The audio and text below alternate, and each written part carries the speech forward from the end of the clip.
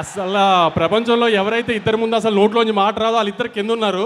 మీరు అరిస్తే ఇంకా వచ్చేది కూడా రాదు. నాకు అసలు త్రివిక్రమ్ గారి ముందు కానీ తారకన్న ముందు కానీ మాట్లాడాలని నేను భయం. కొంచెం మీరు నాకు కొంచెం సపోర్ట్ చేసి అరవకుండా ఉంటే నేను. ఎలా ఉంది ఆంబియన్స్ అంతా?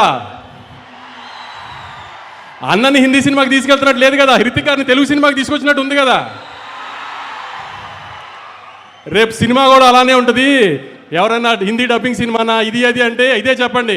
పొద్దున ప్రోమో చూశారు కదా, ఏదైనా లిప్సింగ్తో సహా అంతా ఒక ప్రాపర్ తెలుగు సినిమా. ఇది థియేటర్లోంచి బయటికి వెళ్ళిపోయేటప్పుడు అయన్ ముఖర్జీ గారు తెలుగు ఆడియన్స్ కంటే ఆమె తెలుగు డైరెక్టర్ ఇప్పుడు దాకా చూపించిన దానికంటే బాగా చూపించారు తారకన్నని అని అందరు ప్రౌడ్గా ఫీల్ అవుతారు రేపు బయటికి వెళ్ళేటప్పుడు. అందుకే ఈ మిగతా అన్నిటి గురించి ఆలోచించకండి. Proper Telugu cinema. మనం హృతిక్ గారిని తెలుగు ఇండస్ట్రీలోకి వెల్కమ్ చేస్తున్నాము. అది ఎంత గ్రాండ్గా వెల్కమ్ చేస్తున్నాం అనేది 14th మీరు చూపించాలి ఖచ్చితంగా. సెప్టెంబర్ 27వ తారీఖున లాస్ట్ ఇయర్ దేవరాకి ఎంత ప్రేమ చూపించామో దానికి 10 చూపించాలి.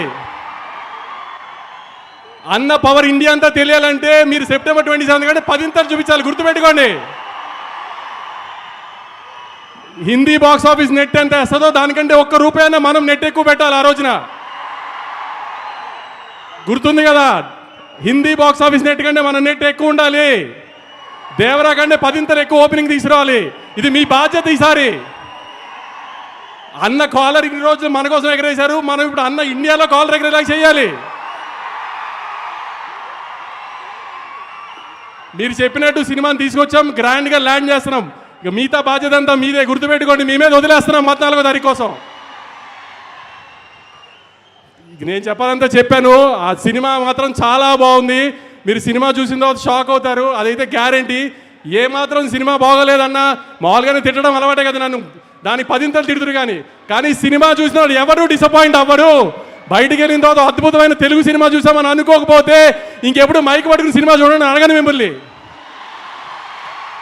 Thank you.